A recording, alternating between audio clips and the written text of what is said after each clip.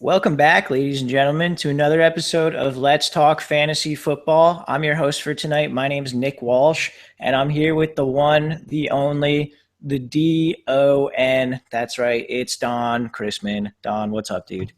Well, Chief, it sounds so great to hear your voice, man.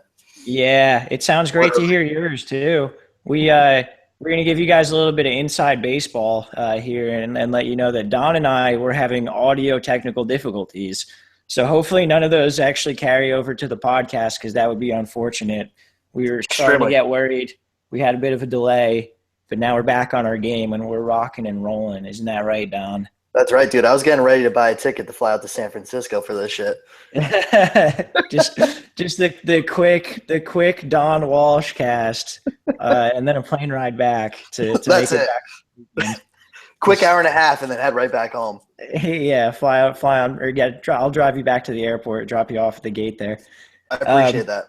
yeah, no, always, man, of course. But yeah, so we didn't have to do that. We avoided that.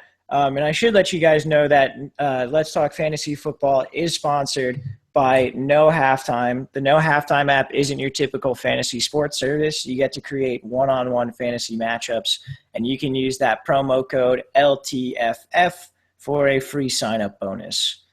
So tonight, we're going to get into the AFC South, which both have teams that Don and I have like weird interests in. Me, it's more of a player, and Don, it's more of a team. Though I guess a player as well. I don't know. Anyway, we're going to talk about the Jaguars and the Texans.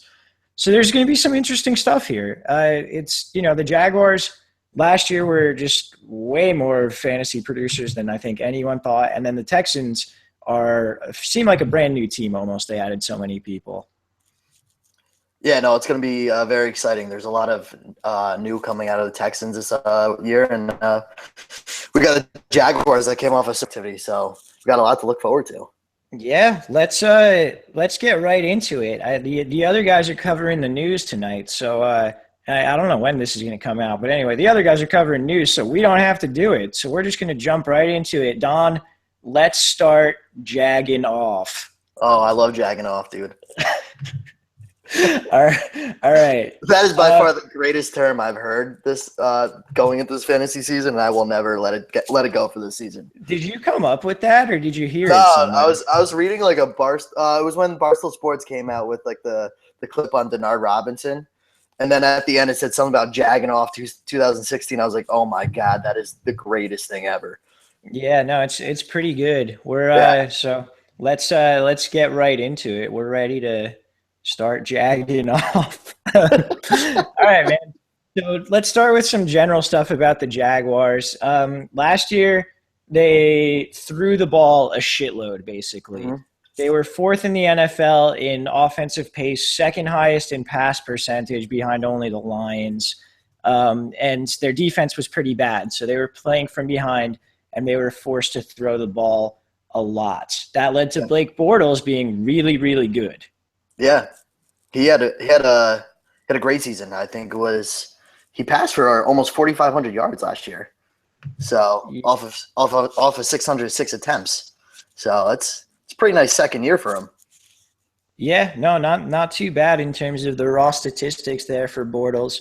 Yeah, This year he is going. Let's take a look. You wrote this down. yeah.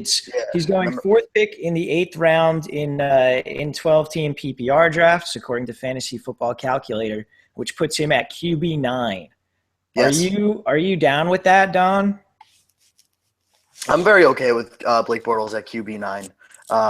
I think it's something where that we've been talking about as a trend where you can kind of wait on quarterbacks too. And I really do like Blake Bortles. I also like, and it'll help with the running game that we'll talk about too. But they did just add two offensive linemen, both on the left side.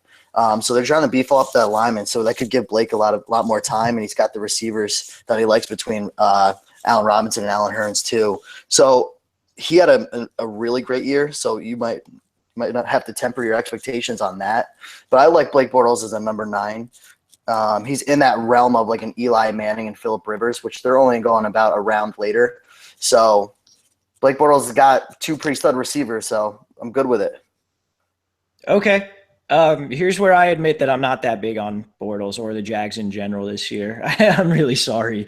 But Dude, I I just he had 87.5% of their touchdowns were through the air last year, and like there's Mhm. almost no way that happens again. He threw 35 touchdowns, which is insane. Um, Mhm. he was forced to throw a ton. He had the sixth most passing pass attempts in the NFL, as we said. I think we said before. Right. And so I think that's going to regress a little bit as well. You know, as you said, they upgraded the offensive line a little bit. They upgraded the defense and they upgraded the running backs. So I think they'll try and run a little bit more. And he's just like he's at the top of that list of quarterbacks who I want to take late in terms of like ADP. Like as you said, guys going around him were like Manning, Rivers, even like guys like Cousins and like Flacco. Like those are all guys that I probably want way more at their prices, more than Bortles. And I don't think Bortles is going to have a bad year. I just think as the guy who's probably like the first like quarterback in like that streamer discussion, I guess, being the ninth quarterback off the board, rather than just like your starter. Like I'm not going to be the one to take him there. Yeah, he's like the first quarterback to go into like that next tier. Um, Behind all the other top guys. Now it kind of correlates to where I said like temporary expectations, where it's going to correlate with Allen Robinson too, which we'll hit shortly. But again, like you said, with that adding the two offensive linemen, they are going to do a lot more of a ground pound. They really we still don't even know who the starting running back is, or if it's just going to be a complete tandem between the two. So with that defense upgrading too, you're just going to see a whole lot of well-roundedness with Jaguars, other than just Blake keep throwing the ball. Yeah, absolutely. And last year, despite the fact that he put up very good, you know, raw stats and a lot of fantasy points, he was 29th in the league in QBR. He was 18th in adjusted yards per attempt. So he wasn't terribly efficient with the ball. He just kind of slung the ball around a lot because they were down a lot and they needed to pass it. And then again, he had those touchdowns because for whatever reason, they just kept throwing in the red zone. They didn't seem Right. to like Yeldon as that goal line guy. No. Um, but yeah, I mean, you know, he's just. I don't think he's gonna have a bad season. I just don't think I'm gonna be about him too much. So, did you have anything else on Bortles, or you want to move on to Yeldon and Ivory? No, like I said, I actually think he's going to have a decent year. He just hits that next tier where if you want to wait another round or two, where you'll see an Eli Manning or a Philip Rivers, where they're probably going to give you just about the same productivity. But other than that, I don't really hate Blake Bortles at that 9 spot because I think he's still going to have a good year.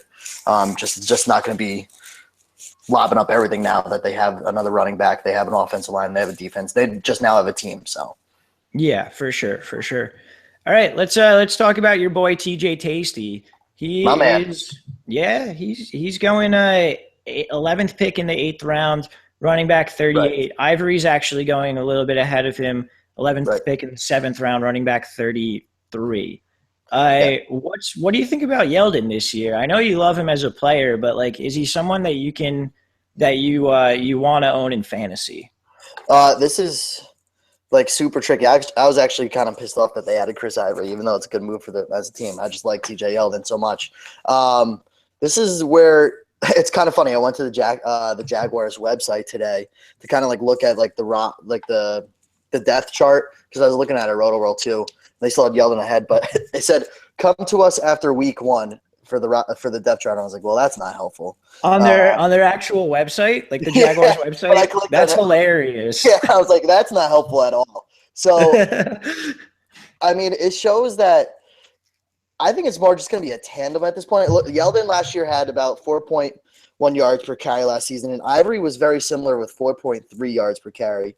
And actually, it's kind of funny because Denard Robinson had been less attempts, had like the same like yards per carry on rushing and like receiving as Yeldon last year too. So it's all very similar. So I don't know if they're just gonna do like a 3 running back beast with TJ Yeldon and Ivory ahead. So I would kind of leave them where they are. I would assume if you had to pick first, it would still be Ivory because he's going to be that goal line back because Yeldon got like no goal line touches. That's when Blake was kind of throwing the ball and that's when they were getting in the end zone. They didn't run the ball in there. And Ivory's that power back. So expect him to be that goal line back for them. So he's going to take away a lot of those touchdowns, even if Yeldon does get, a good chunk of the rushing attempts. Yeah, that's very fair. I think you hit that pretty dead on in terms of diagnosing the roles. Yeldon was very good in the pass game last year. I think his catch rate was almost 80%. He averaged like 7.6 yards per reception. So pretty solid. He did only get like I think it was like 46, maybe 48 targets there. He had only 36 receptions, and he had about it says 7.8 yards per reception on it.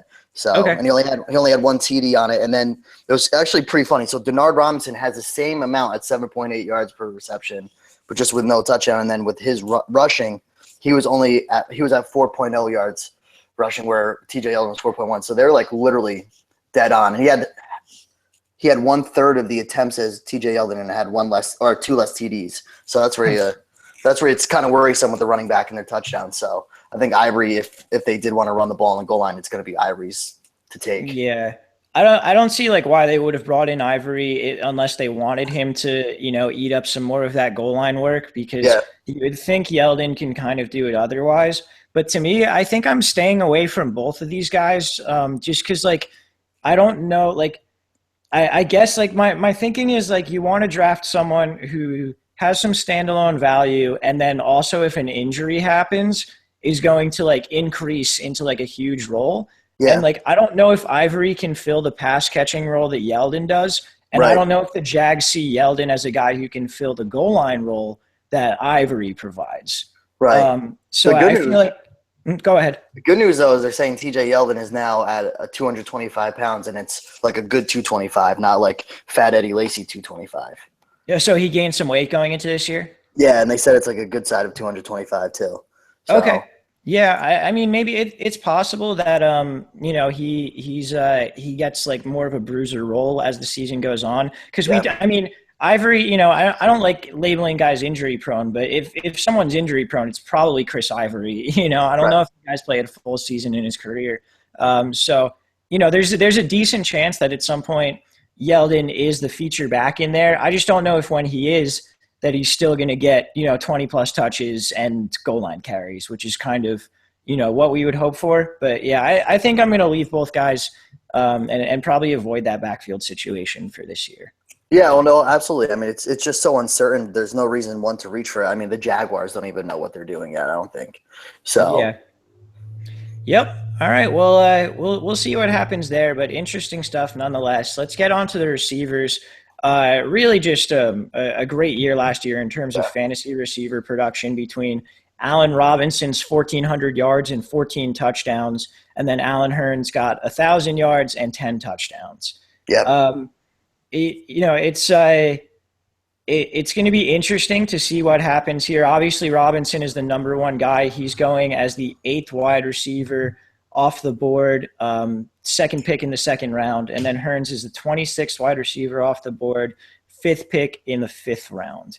To me, I feel like I'm going to be avoiding these guys, because there are just some other wide receivers who I think are going to do better than they did last year. And I think Robinson, if they run the ball more, like Robinson will still have a great year, but I don't know about wide receiver 8 year.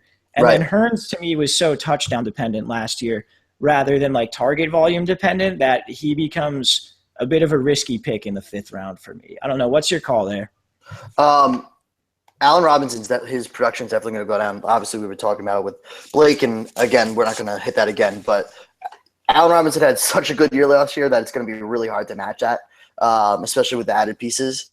Allen Hurns, though, I was reading on, I believe it was Roto World I was reading, that wide receiver coach Jerry Sullivan said that they're going to be moving Allen Hurns a lot more into the slot. He did see a lot of that last year, like 40%. They said that you're going to expect. So I kind of like that move, where he might be that sneaky receiver as well. So I'm okay with Allen Hurns in that 26 spot. I think he would get the value because he's in that range of, after that is Jordan Matthews, Dante Moncrief, Larry Fitzgerald, Emmanuel Sanders, and ahead of him is like Michael Floyd, Doug Baldwin, Jeremy Maclin. To be honest, with all those, I'd probably still take Allen Hurns over any of them. So I kind of like where Allen Hurns falls on that. I think you're going to see a decrease in Allen Robinson. He's not going to have as much of a blown-up year, but I think Allen Hurns is going to kind of stay in that spot, especially because he can play that number 2 receiver, and they want to play him more into that slot. So I think he's going to be more of that utility player that you're going to see some more productivity with.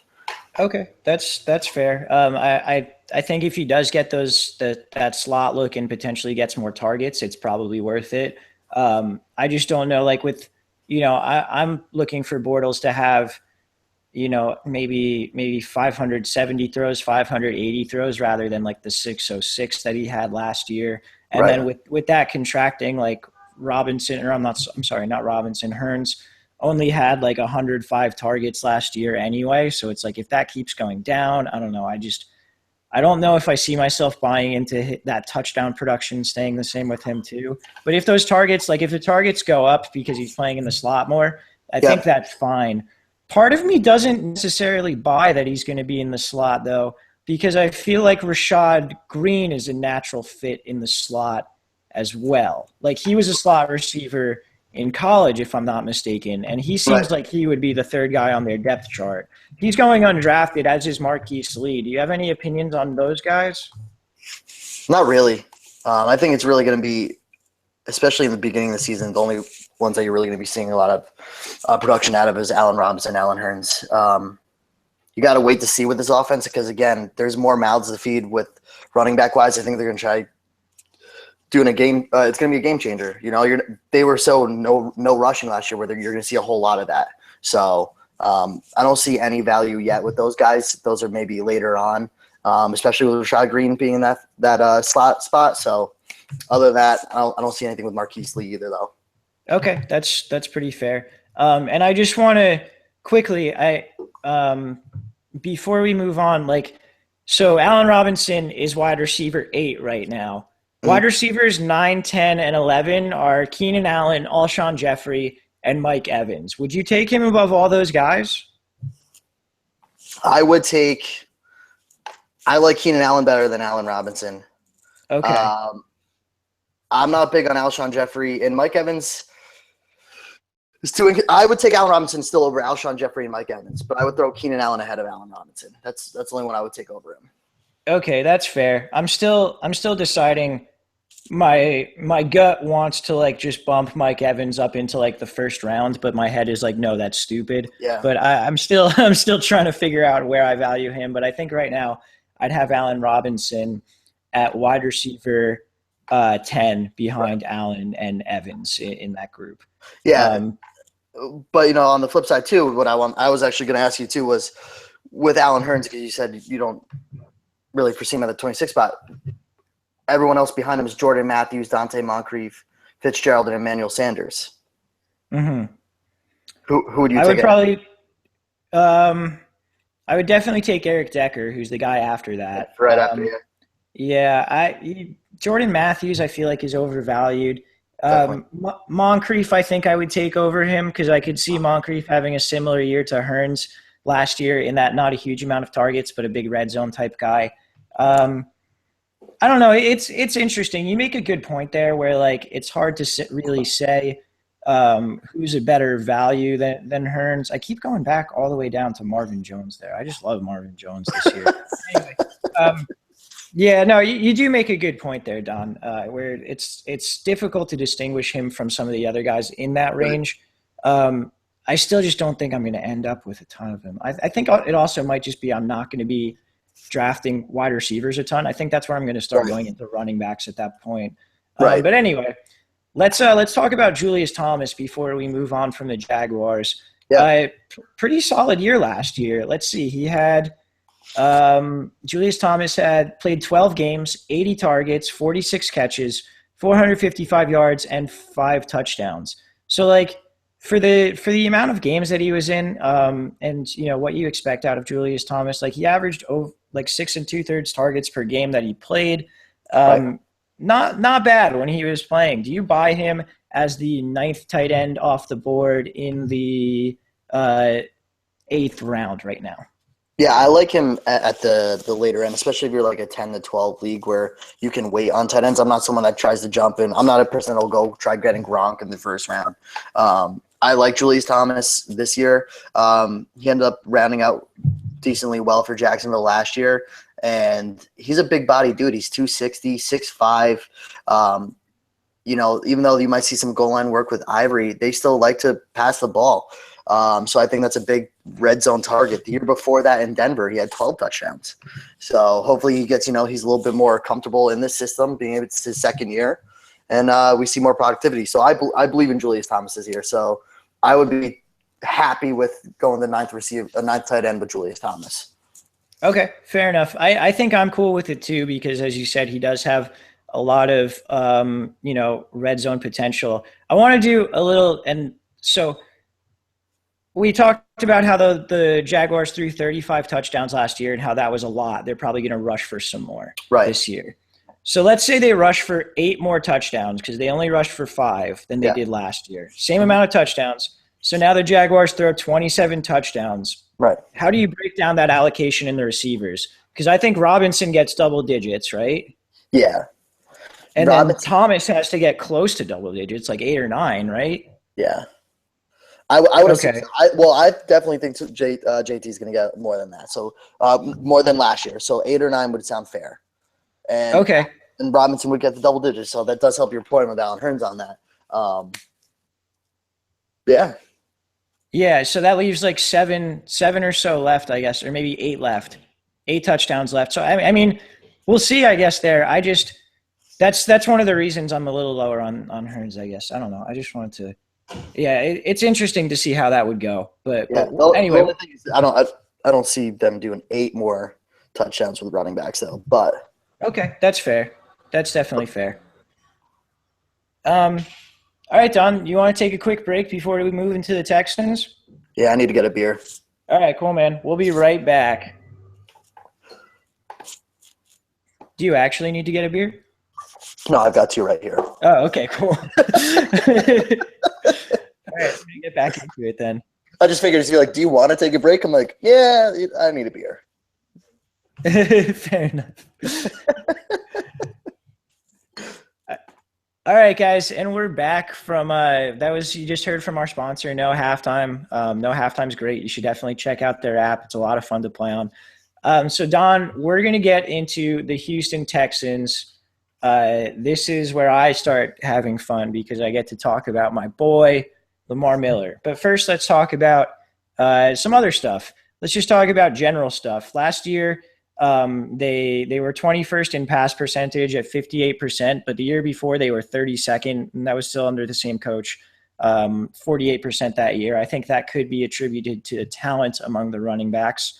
Their O-line was okay last year, 18th in run blocking according to Football Outsiders, 17th in pass blocking. They should have a pretty solid defense, and they're going to want to run the ball a lot, and currently their Vegas win total sits directly at 8, so pretty stone cold average. Yep. They brought in Brock Osweiler. What do you think of this? Is it a good fit, first of all, team-wise, and then do you think there's any fantasy potential?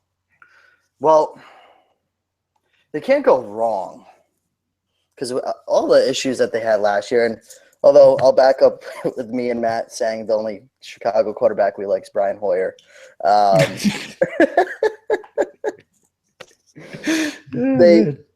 They obviously had some issues with their QBs last year. So Brock Osweiler is still kind of a step up for them. So I guess they believe him after seeing the little bit that he did at Denver. He was okay last year, but I think he's going to be more of a serviceable quarterback than they had. So the cool thing is DeAndre Hopkins was still a beast last year. So I think having Brock Osweiler is not going to affect or it'll help him in a positive sense. So I think it's a good move for Houston. As a fantasy-wise, it looks like he's like the 23rd QB as of fantasy football calculator going like in the middle of the 14th round. So obviously you don't need to draft this guy. Maybe you see potential in him through the year, but as of now, I don't think he's good enough where you need to have him on your team just yet. Yeah, I agree. I don't see much of the point in drafting him. I mean, like, they threw a lot of passes last year, but they were also down a ton early in the year. Like, there were a lot of, like, Brian Hoyer, like, garbage time hero games very early in the year before they actually, like, settled down and started winning a little bit. Right. So I don't know. Brock Osweiler, when he, the small sample size that we do have was, like, okay efficiency, not really great. just kind of like an average to below average quarterback. And I don't know that's going to change with year one in a new system here. But yeah, it's, he'll be, there'll be some weeks where you're going to want to like where he'll be like a viable streamer really. And I think that's about it. Yeah. All right. So let's move on to their other big offseason addition on the offense, who was Lamar Miller. That's my guy. Third pick in the second round, sixth running back off the board. I have him behind only Le'Veon Bell in my running back rankings. Oh, you don't have a number one? I thought about it more and more and more. And I did give the caveat when I like went on my rant about him being in the discussion for number one that like he wouldn't necessarily be my number one. I just think he should be up there. And I think it's hard not to rank Le'Veon Bell your number one running back, just with how talented he is. Yeah. But I think Lamar Miller should be right there because he's going to the team that gave running backs the ball least in the NFL last year, or he's coming from that team and going to the one that gave running backs the ball the most last year. And that was with shitty running backs. So the Texans gave running backs 413 carries and 113 targets last year.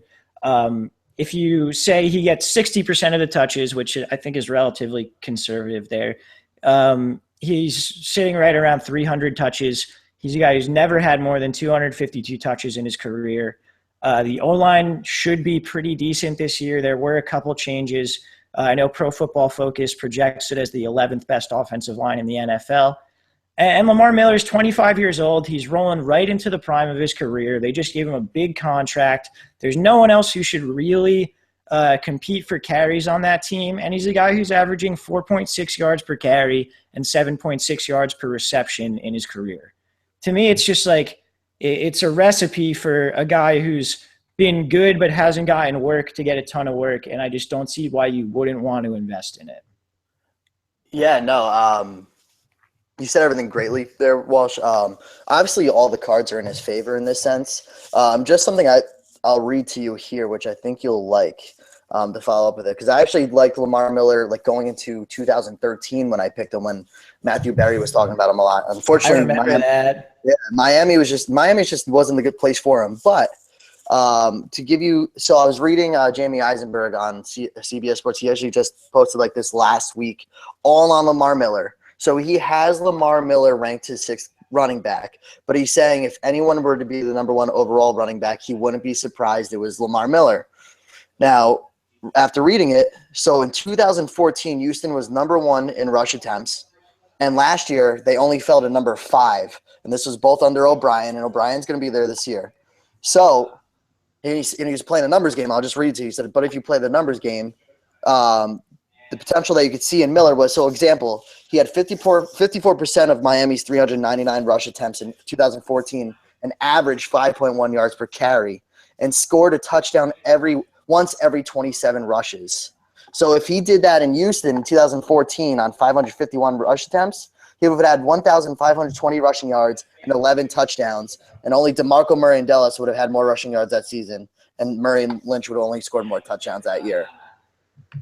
Yeah, so. It's I did a relatively similar breakdown on a podcast with Shrek a while back, and I don't remember exactly which one it was, but if you guys go back, you can hear it at some point, where just like if you project like even like I said, like 60% of the market share, like as the guy who's the 6th highest paid NFL running back in the league right now, like that's not too much market share. Matt Forte's had years where he's had 90% market share.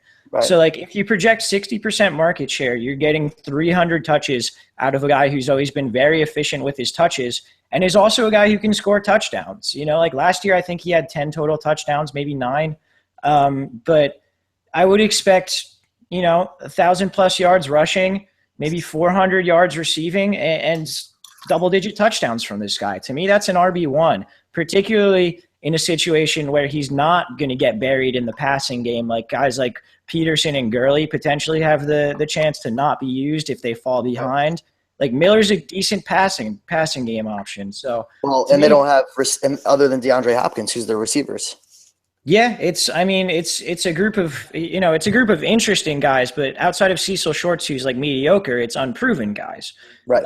So it's just it makes a lot of sense to me. I understand having him lower than number two overall, certainly, but that's where I've got him, and I can't wait to draft him a bunch.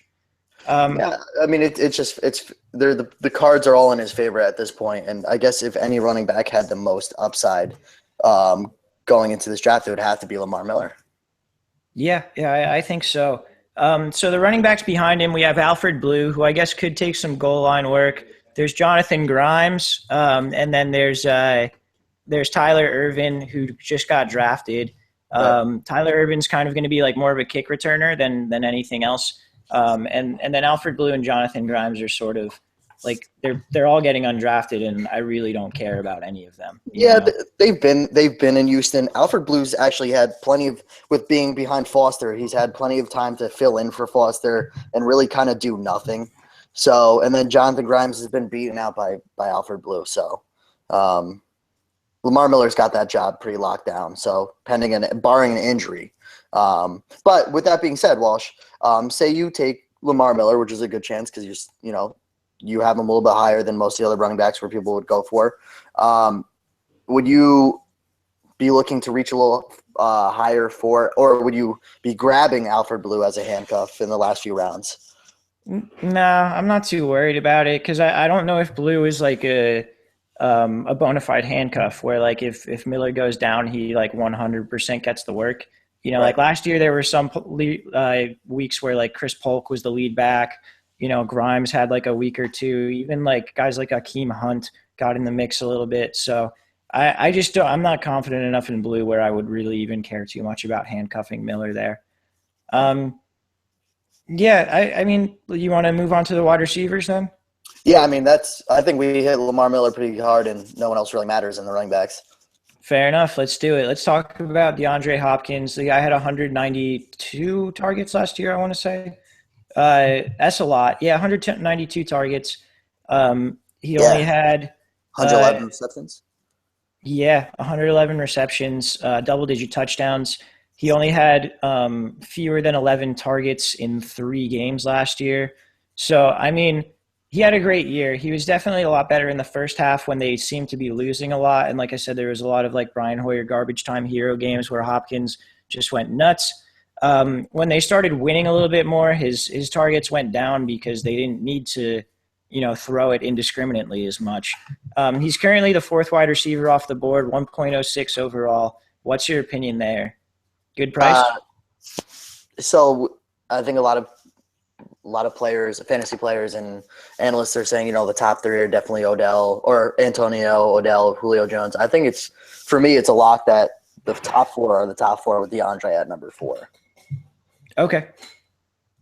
Yeah. He's the workhorse over there. He really doesn't have any other big receivers around him, but he still finds a way to break away from his defenders to always get that ball. So I mean, he gets plenty of attempts. This is probably going to be his best quarterback he's seen.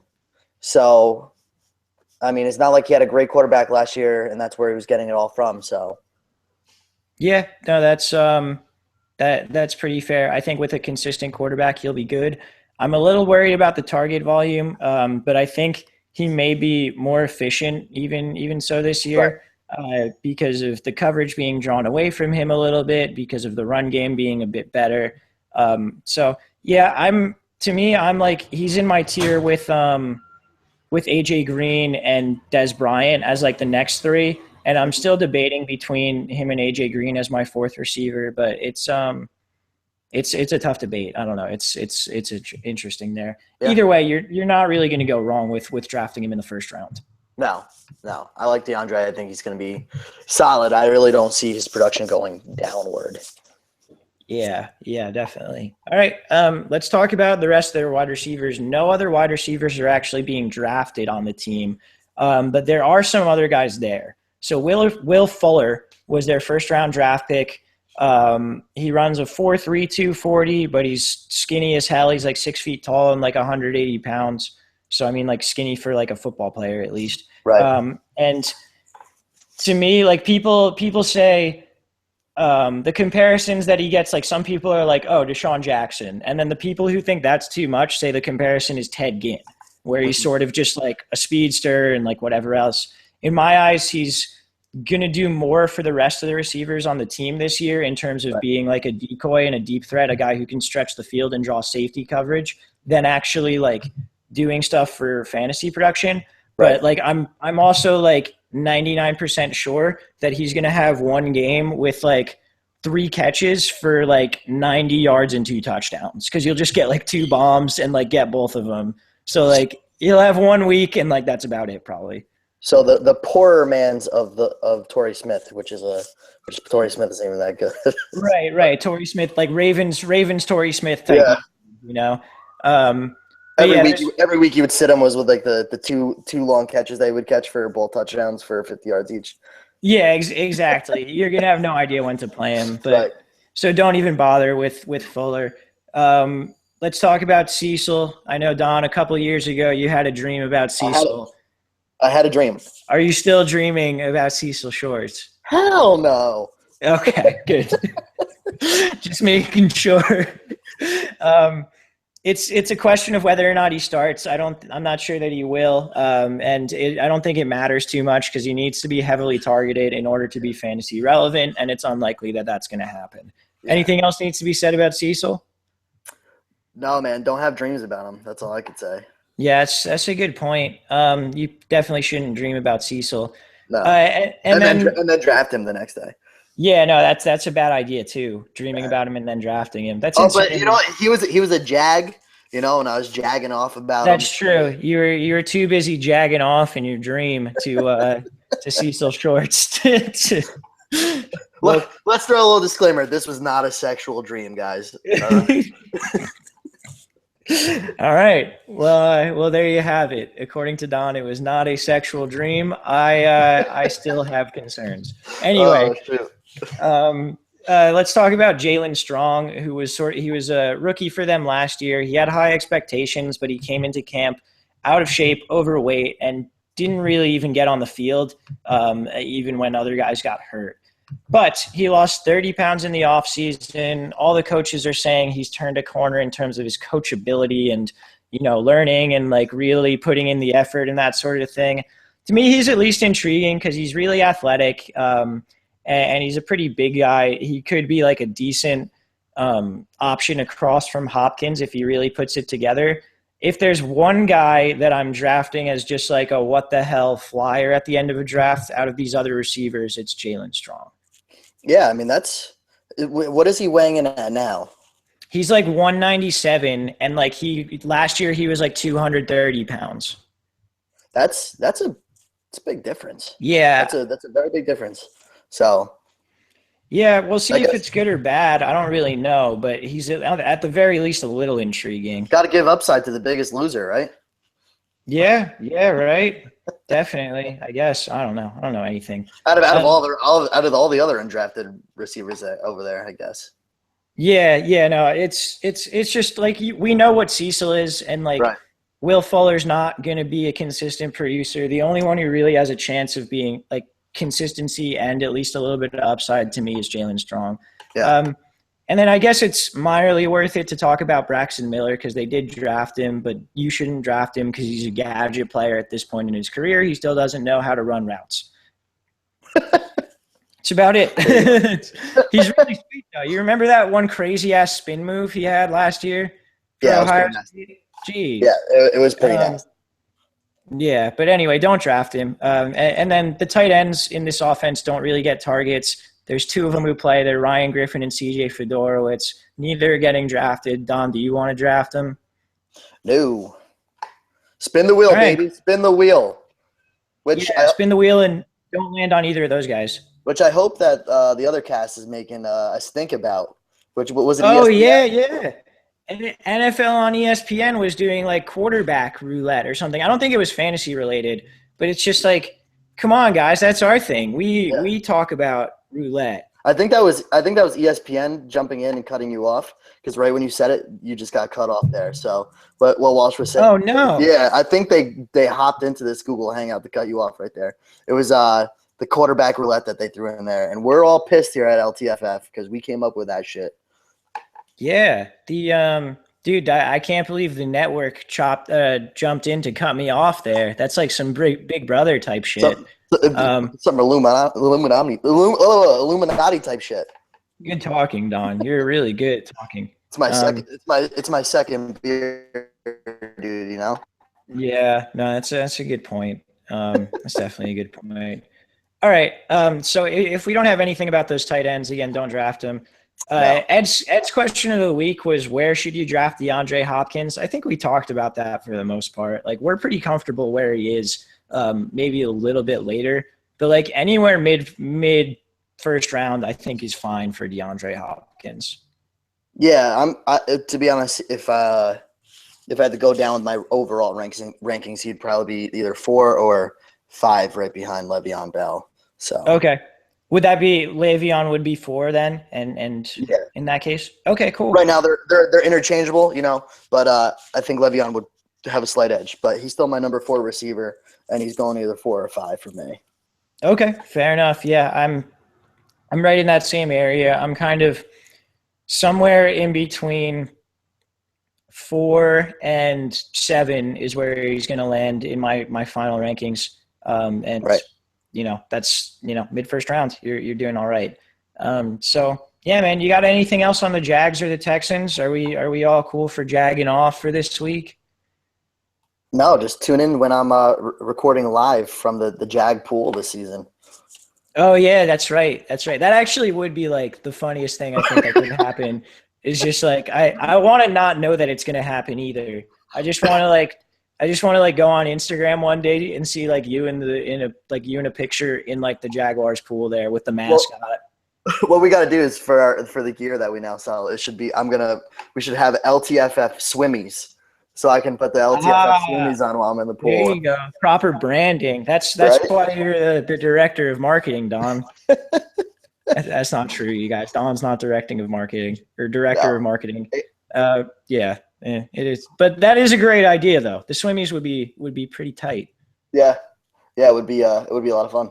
Yeah, for sure. All right. Well, I guess we'll leave you guys on that. Unless, do you have like a Timmy treat of the week that you want to throw out? Anything like that? Who on this one? I don't know. We had so much love here. You know what? I'll give Cecil a fucking treat of the week here because Okay. I even dreamt about you. I drafted you, and you let me down in 2013, man. I think it was 2013 when I had Lamar Miller too. But that's Miami's fault. Cecil, that was all your fault, man. Still holding that grudge, baby, and no That's longer right. dreaming about Cecil. No more. All right. Well. With that being said, I think we're going to call it quits for tonight, and we'll tune in, guys. I'm not sure when this is coming out, but the other half of the AFC South is going to be just as delicious as this half. They'll be talking Colts and Titans, and then next week we're going to do some NFC South, which is definitely way better than the AFC South in terms of fantasy production. So we'll look forward to that, and we'll look forward to seeing you guys back for that. So until then, later, guys.